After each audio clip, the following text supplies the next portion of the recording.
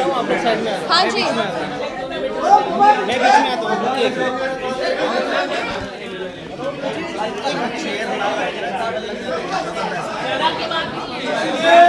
अलग आ जाओ।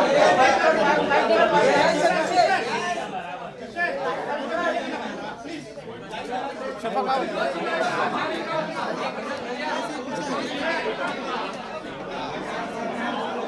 आप बैठिए। बैठ जाओ। आप पीछे हो जाओ।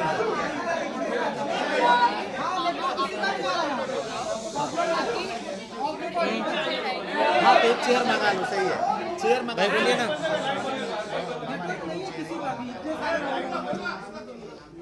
Please, can we have one more chair, please? Can we have one more chair? Chair नहीं है। Okay, तो फिर खड़े खड़े करते हैं। खड़े होके नीचे, खड़े होके भी कर देते हैं। खड़े होके करते हैं। बैठो आप, बैठो।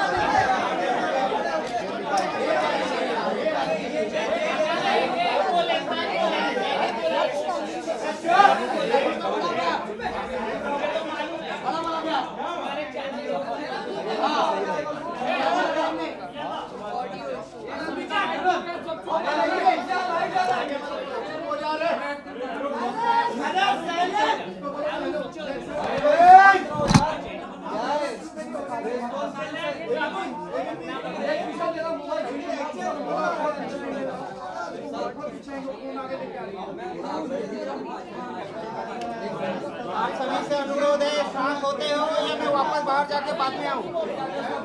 गाइस शांत हो जाओ यार, उनको बात करने दो।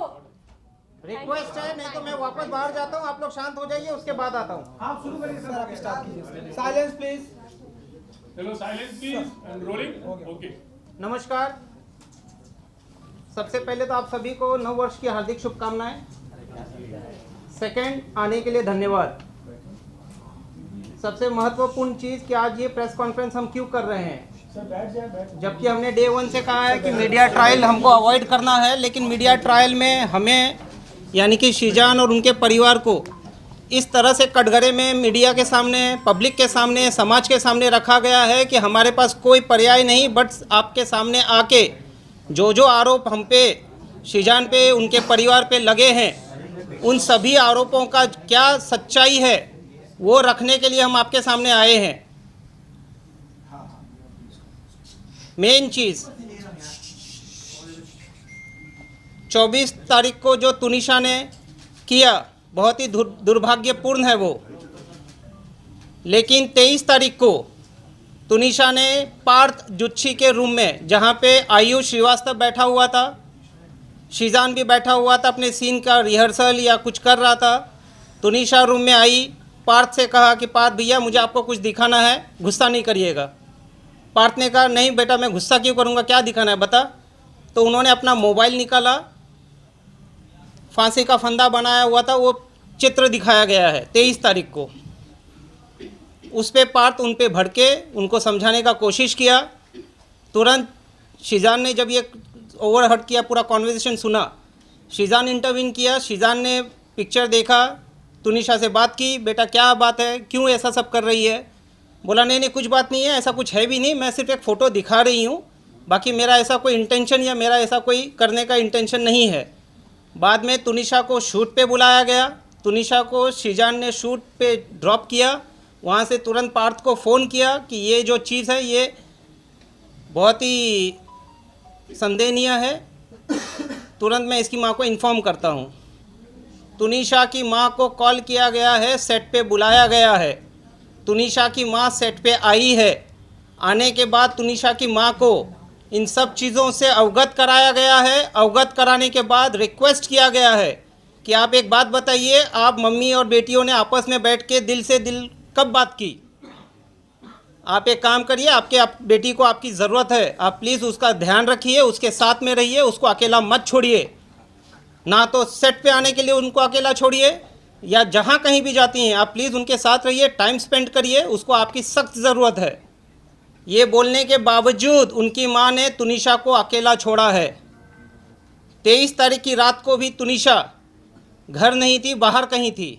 21 को भी, 22 को भी, 23 को भी। 24 की जो घटना हुई है, जहाँ पे एक संदेह ऐसा फैलाया गया है कि पिछले 15 मिनट में क्या हुआ। पिछले 15 मिनट में तुनिशा और शीजान एक दूसरे से काफ़ी दूर थे। शीजान अपना शूट कर रहा था और तुनिशा अपने रूम में थी। उस समय शीजान से उसकी बात नहीं हुई है, उसकी बात किसी और से हुई है, जो पुलिस अपनी जांच कर रही है। जहां तक तुनिशा का ये सुसाइड का प्रकरण है, उसमें शीजान या उसके पूरे परिवार का दूर दूर तक ना तो कोई लेना है ना तो कोई देना है। शीजान का और तुनिशा का 15 दिन पहले जो ब्रेकअप हुआ था, वो पूरे समाज के सामने है, मीडिया के सामने है, पुलिस इन्वेस्टिगेटिंग एजेंसी के सामने है। उसके बाद उनके आपसी संबंध बहुत ही अच्छे थे। व्हाट्सएप कॉन्वर्जेशन जो पुलिस के पास ऑलरेडी रिकवर्ड हो चुका है, क्योंकि शीजान को फीवर एंड ब्रेन हॉस्पिटल से ही पिक कर लिया गया था, डिटेन कर लिया गया था। उसका मोबाइल उसी वक्त वहीं से उसके पुलिस के पास आ गया था। व्हाट्सएप में ऐसा कोई चीज़ नहीं निकल के आया है जहाँ पे शीजान या तुनिशा के बीच में किसी भी तरह का आपस में कोई मतभेद थे। वो दोनों लाइफ में मूव ऑन हो चुके थे, लेकिन बहुत ही अच्छे दोस्त थे। तुनिशा सेट पे सबसे छोटी थी, बाकी जितने भी एडल्ट कोस्ट एक्टर थे उनमें, जिस वजह से उसका ख्याल रखा जाता था। और शीजान का खुद का एक भाई 22 साल का ऑटिस्टिक है। हम खुद एक एम्पैथेटिक फैमिली हैं, हम काइंड फैमिली हैं। हमारे घर में ये सब चीज़ क्या होती है, एंजाइटी क्या होता है, पैनिक अटैक क्या होता है, इन सब चीज़ों से हम अवगत हैं और हम उन सब चीज़ों को संवेदन से देखते हुए उसका ख्याल रखते हैं। तुनिशा जितने वक्त हमारे साथ, हमारे परिवार के साथ या सेट पे रही है, वो हमेशा सुखी खुशी से रही है। जब भी हमारे साथ है, कभी दुखी नहीं थी वो। उनके माँ ने और उनके सो कॉल्ड पवन शर्मा, जो अपने आप को उनका मामा कहते हैं, पवन शर्मा तुनिशा के फॉर्मर मैनेजर थे और उनको उनके फॉर्मर मैनेजर के पोस्ट से निकाल दिया गया था 4 साल पहले, क्योंकि वो बहुत ही इंटरफियर करते थे, तुनिशा के ऊपर बहुत ही हार्श रहा करते थे वो। तो पवन शर्मा उनका दूर दूर तक किसी तरह का कोई रिश्तेदार नहीं है। जो भी आरोप आप मीडिया के सामने आज तक आए हैं, सभी आरोपों को आप देख लीजिए। तुनिशा की मां कम, पवन शर्मा ने ज़्यादा आरोप लगाए हैं। ये पूरे प्रकरण में ये कहा गया है कि ये लव जिहाद का मसला है, जो पुलिस ने डे 1 से खारिज किया है। लव जिहाद का इस पूरे प्रकरण में दूर दूर तक किसी तरह का कोई लेना देना नहीं है। दूसरा आरोप लगाया गया है कि तुनिशा को हिजाब पहनाते थे, उर्दू सिखाते थे। जहाँ तक हिजाब का सवाल है, आप 21 एपिसोड देख लीजिए, अलादीन दास्तान काबुल का, अली बाबा दास्तान काबुल का 21 एपिसोड का जो कॉस्ट्यूम है, वो गणेश चतुर्थी के समय शूट हुआ था। वो कॉस्ट्यूम का फ़ोटो सेट पे गणपति पूजा हुई थी, जहाँ पे ये गणपति पूजा में इन लोगों ने पार्टिसिपेट किया है, और वो फ़ोटो को इंस्टाग्राम में डाला है, जहाँ पे सभी को हैप्पी गणेश चतुर्थी विश किया गया है। हमारे पास वो सबूत हैं, आप सभी को जिसको चाहिए हम दे देंगे, हमसे ले सकते हैं। सेकेंडली, जहाँ तक उर्दू वाली बात है, हिजाब वाली बात है, दरगाह वाली बात है, वो उनके परिवार आपके सामने रखेंगे। चौथी बात पे आते हैं हम। तुनिशा का खुद का संबंध उनके परिवार के साथ सही नहीं था। उनकी माँ इन चीज़ों को बहुत अच्छे से जानती है। तुनिशा के पिताजी के देहांत के बाद तुनिशा अपसेट रहती थी। तुनिशा ने अपने पिताजी के साथ जो लास्ट बर्थडे मनाया, उसके बाद आज तक खुशी से कोई बर्थडे नहीं मनाया है। ये फर्स्ट बर्थडे वो अपना खुशी से मनाने वाली थी। तुनिशा के माँ का और संजीव कौशल जी का क्या संबंध है, पुलिस इसकी जांच कर रही है। बट पूरा तुनिशा को जो कंट्रोल करते थे, डोमिनेट रखते थे, वो हैं संजीव कौशल और तुनिशा की माँ वनीता शर्मा। तो वो उनके मामा हैं, जैसे अब तक कहीं सुनने में आया था, क्योंकि वो मामा बोल रहे हैं।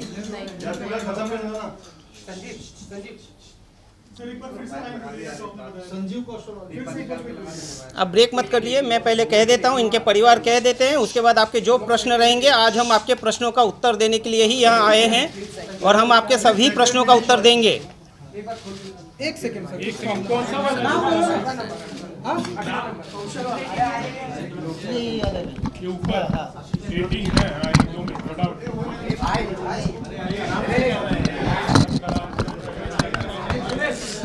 आपका ऑडियो आ रहा है? Please guys, relax, please. Now, sir, you will continue. Sanjeev Kaushal Yeah, rolling, silence please. Silence, guys, please silence. Guys, please silence, please. जहाँ तक तुनिशा के संबंध हैं, तुनिशा और संजीव कौशल के संबंध बहुत ही खराब थे, खराब टू सच एन एक्सटेंट कि तुनिशा उनका नाम सुनते ही एंजाइटी और पैनिक अटैक में आती थी। इसके ऊपर हम ज़्यादा कुछ नहीं कहेंगे क्योंकि पुलिस अपनी जांच कर रही है, संवेदन मुद्दा है। हम आपसे भी अनुरोध करते हैं कि कुछ चीज़ों को संवेदनशीलता के साथ दिखाया जाए। संजीव कौशल जी और वनीता जी तुनिशा प्लस उसके पैसों को फुल कंट्रोल करते थे। तुनिशा को अगर कुछ खाना है, उनके अकाउंट में पैसे नहीं होते थे, वो अपनी माँ से अनुरोध करती थी, मुझे 100 रुपया भेजिए, मुझे 500 रुपया भेजिए, मुझे 2000 रुपया भेजिए। उनकी माँ काफ़ी प्रश्न करने के बाद वो पैसे उनको फॉरवर्ड करती थी। तुनिशा को पैसों के लिए उनके खुद के कमाए हुए पैसे होने के बावजूद उनके पास पैसों की काफ़ी कमी रहती थी। जहाँ तक उन्होंने एक आरोप लगाया है कि बहुत ही कीमती गिफ्ट्स मुझे दिए गए हैं। मेरे व्हाट्सएप में पुलिस, मेरे यानी कि शीजान के व्हाट्सएप में पुलिस को ऑलरेडी मिल गया है कि जो ईयरपॉड और गिटार दिया था, मैंने वहाँ पे ये क्लियर कट कहा था कि देख तुनिशा तेरे पास इतने पैसे नहीं हैं, कितना लगा है बता दे, मैं पैसे देता हूँ। बाकी तुनिशा ने मुझे ईयरपॉड और गिटार छोड़ के आज तक कोई गिफ्ट नहीं दिया है। इसके बाद की बात, लॉकडाउन के थोड़े पहले मिस्टर संजीव कौशल आए थे बॉम्बे अपना किसी ट्रीटमेंट कराने के लिए। ट्रीटमेंट होने के बाद वो इंसिस्ट कर रहे थे कि तुनिशा को लेके चलते हैं चंडीगढ़। जो उनकी माताजी ने तुनिशा को बहुत फोर्स किया कि आपको बेटा चलना पड़ेगा तुनिशा रिफ्यूज्ड, क्योंकि संजीव कौशल कौन है, क्या है, उनका क्या रिलेशन था, क्यों इतने हार्श होते थे तुनिशा पे, क्यों उसको डोमिनेट करते थे, कंट्रोल करते थे, क्यों उनका पूरा पैसे को कंट्रोल संजीव कौशल जी करते थे। इन सारे चीज़ों को लेके संजीव कौशल का नाम जैसे ही आता था, तुनिशा अपने पैनिक अटैक या किसी ना किसी एंजाइटी में चली जाती थी। शी रिफ्यूज, जिसके वजह से at the instigation of mister Sanjeev Kaushal, Vanita की तुनिशा की माँ वनीता जी ने तुनिशा का मोबाइल तोड़ दिया, तुनिशा का गला दबाया है। जो तुनिशा ने अपने डायरेक्टर उस टाइम के शो के मिस्टर राहुल करके कोई हैं, मैं नाम पूरा देता हूँ आपको, उसको भी इन्फॉर्म किया है, मिस्टर कंवर ढिलन को भी इन्फॉर्म किया है, क्योंकि उसके बाद उनकी माताजी और संजीव कौशल जी चले गए चंडीगढ़ और वो कंवर ढिलन के साथ रहने लगी 3 महीने तक। तो संजीव कौशल जी और उनकी माताजी का क्या रिलेशन है, संजीव कौशल जी और उनकी माताजी तुनिशा को किस तरह से ऑपरेट करते थे, डोमिनेट करते थे, रूल करते थे, हस्तक्षेप करते थे, क्या करना है क्या नहीं करना है, किसको मिलना है किसको नहीं मिलना है, इन सब चीज़ों से तुनिशा काफ़ी डिस्टर्ब थी। 2016 में जब तुनिशा की कजिन सिस्टर का देहांत हुआ, वो पूरी तरह से टूट गई और टूटने के बाद उसका मानसिक जो भी था वो ट्रीटमेंट किया नहीं किया, पुलिस अपनी जांच कर रही है। चंडीगढ़ में उनका ट्रीटमेंट चला है। 2016 के बाद चंडीगढ़ में कोई एक ऐसा हादसा हो गया कि संजीव कौशल जी ने उनकी माताजी और तुनिशा को देर रात घर से निकाल दिया था, जिसके बाद वो लोग आए हैं मुंबई। और यहाँ आने के बाद पवन शर्मा ने एज अ मैनेजर तुनिशा के लिए कुछ काम लाए। उससे ज़्यादा पवन शर्मा का तुनिशा का दूर दूर तक कोई लेना देना नहीं है और कुछ ही दिनों में तुनिशा ने उनको निकाल भी दिया। She was unhappy with his interference. उनके सगे मामा जो फ्यूनरल में आए थे, उन्होंने आज तक मीडिया के सामने एक बाइट नहीं दिया है, बट सो कॉल्ड मामा ने पूरे मसले को कहाँ से कहाँ लेके चले गए हैं। सारे आरोप जो भी लगे हैं, किसने लगाए, कैसे लगाए, सारे के सारे आपके मीडिया के सामने है। अब आप लोगों में से जिसको जो बोलना है बाद में, पहले इन लोगों को अपना पक्ष रख लेने दीजिए। जहाँ तक हिजाब वाली बात है, जहाँ तक दरगाह वाली बात है, जहाँ तक उर्दू वाली बात है।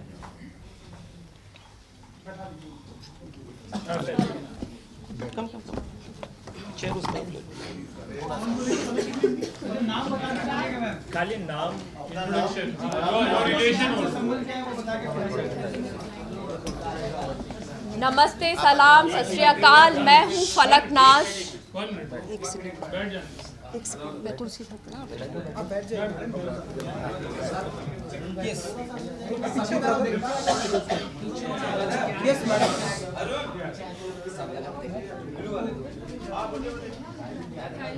मैं हूँ फलक नाज और टुनीशा से मेरा बहन का रिश्ता था।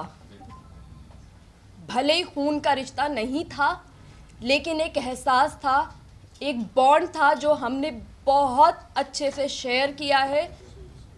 मैं उससे मिली थी इनके शूट पे जब हम लोग लद्दाख गए थे। मैं पहली बार उससे मिली थी एयरपोर्ट पे। तब से लेके अब तक मेरा उससे बड़ी बहन का रिश्ता था।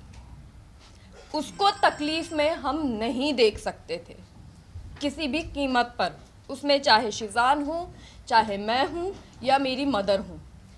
हिजाब, दरगाह, ये कहीं से कहीं तक उठता ही नहीं सवाल, क्योंकि हम जो भी अपना रिलीजन मानते हैं वो हमारी पर्सनल चीज़ है, हमारी पर्सनल स्पेस में होता है। हम उसके लिए यहाँ पे किसी को फोर्स नहीं करते, ना हमारा राइट है किसी को फोर्स करना, ना ही हम पब्लिक में दिखाते हैं सबके सामने। आप लोग हमें सालों से जानते हैं, हमारी पूरी लाइफ आप लोगों के सामने एक खुली किताब की तरह है। अब बात आती है कि उसको हमने फोर्स किया या उसका वो जो हिजाब लेने वाला फ़ोटो जो सर्कुलेट हो रहा है वो शो का फ़ोटो है, शो की शूट का फ़ोटो है। उर्दू सिखाना, हम जब मायथो करते हैं, इसने मायथो किया है, मैंने मायथो किया है, हम भी तो हिंदी बोलते ही है ना, शुद्ध हिंदी। हम जब 12-13 घंटे एक कैरेक्टर में शो में रहते हैं, एक आउटफिट में रहते हैं, हम 25 से 30 दिन हम शूट करते हैं, तो वो बहुत नेचुरली हो जाता है कि हम वो लैंग्वेज बोलने लग जाते हैं। और किसी लैंग्वेज का रिलीजन से क्या लेना देना है, हम इंडिया में रहते हैं, इतनी सारी भाषाएं हैं, तो लैंग्वेज बोलना, रिलीजन एक्सेप्ट कर लेना या कन्वर्ट हो जाना प्रूफ नहीं करता है। Firstly this is a very wrong assumption. और रही बात हिजाब, वो शैलेंद्र जी क्लियर कर चुके हैं, रिलीजन बहुत पर्सनल होता है और हम किसी को कभी फोर्स नहीं कर सकते हैं, ना ही करेंगे। और हम जो भी करते हैं वो हम अपनी पर्सनल लाइफ में करते हैं, हम सब चीज़ें सोशल मीडिया पर नहीं डालते हैं। करेक्ट? करेक्ट। और आप लोग कहाँ रिलीजन पे अटके हुए हैं, यहाँ पे एक मेंटल हेल्थ का सवाल है। लेकिन मैं एक चीज़ बोलना चाहूँगी। जिस दिन फलक उनको उनकी माँ ने, वनीता शर्मा जी, आपकी रिस्पेक्ट में आपको बोलना चाहती हूँ, आपने तो बहुत बदतमीज़ी की है, लेकिन हम अपनी डिग्निटी हमें मालूम है कि हमें कहाँ कैसे मेंटेन करनी है। आपने बोला कि फलक नाज उसको दरगाह पे लेकर गई, तो आपकी बेटी आपसे सब कुछ शेयर करती थी, तो आपको ये नहीं पता कि दरगाह पे वो किस दिन गई है, कहाँ पे गई है। आजकल सोशल मीडिया है, सोशल मीडिया पे उसने कहाँ फ़ोटो अपलोड की है, किस दरगाह पे वो एक्चुअली गई है और कितने बजे गई है, किस डेट में गई है, तो आप प्रूफ भी तो लेकर आइए ना। आप कुछ भी, मतलब कुछ भी आप बोल रही हैं। आपने एक चीज़ बोली कि आपकी बेटी को शिजान ने थप्पड़ मारा। आप में से बच्चे होंगे, किसी के बच्चे हैं आपके, किसी के, सबके होंगे। आपको अगर आपका बच्चा आके बोलता है कि मुझे थप्पड़ मारा गया है और सेट पे मारा है या मुझे टॉर्चर किया जा रहा है, आप लोग क्या करेंगे? क्या करेंगे आप लोग? आप लोग इंतज़ार करेंगे? आप लोग सिर्फ फ़ोन पे कॉन्वर्सेशन करेंगे? आपका फर्स्ट रिएक्शन क्या होगा? हमारे बच्चे को थप्पड़ मार दे और मैं बैठी हुई हूँ, मैं एज ए माँ होने के नाते बात कर रही हूँ, आप फादर हैं, तो मैं क्या करूँगी? मैं बैठी रहूँगी, बस मैं फ़ोन पे बात कर रही हूँ। मेरे घर पे उनका आना जाना था, मेरे घर पे आती थी, वो मुझे फ़ोन करके कह सकती थी, मेरे घर पे डायरेक्ट आ सकती थी, वो आती थी मेरे घर के ऊपर, मैं डिनाई नहीं कर रही हूँ। अच्छे से खाती थी, पीती थी, बात करती थी, रहती थी, सब कुछ था उनका। तो जब ये इंसिडेंट हुआ, उन्होंने इंतज़ार क्यों किया? वो मेरे घर पे क्यों नहीं आई? उन्होंने शिजान को थप्पड़ क्यों नहीं मारा? उन्होंने मुझसे क्यों नहीं कहा? वो इंतज़ार कर रही थी कि टुनीशा कुछ ऐसा स्टेप उठाए, वो ये चाहती थी। और एक चीज़, सबसे इम्पोर्टेंट चीज़, उनकी इकलौती बच्ची गई है, इकलौती बच्ची, मतलब मेरे तो अल्हम्दुलिल्लाह और भी बच्चे हैं, लेकिन किसी की इकलौती बच्ची हो या किसी के 3 बच्चे हो, ये चीज़ मैटर नहीं करती। माँ बाप के लिए हर बच्चा मैटर करता है। किसी बच्चे ने सुसाइड किया है और कल की डेट में उनका वकील पावर ऑफ अटर्नी ले रहा था, वो पावर ऑफ अटर्नी किसी को दे के जा रही है। आपकी ज़िंदगी में कुछ नहीं बचा है, आपकी औलाद चली गई है, आपकी लाइफ में कुछ नहीं बचा। आपकी लाइफ का भी एक मकसद होना चाहिए कि आपकी बच्ची ने ऐसा क्यों किया है, ये दुनिया के सामने आना चाहिए। और वो पावर ऑफ अटर्नी उस बच्ची के केस की वो दे के जा रही हैं, और वो चली गई हैं वो। ये कैसे कोई माँ कर सकती है?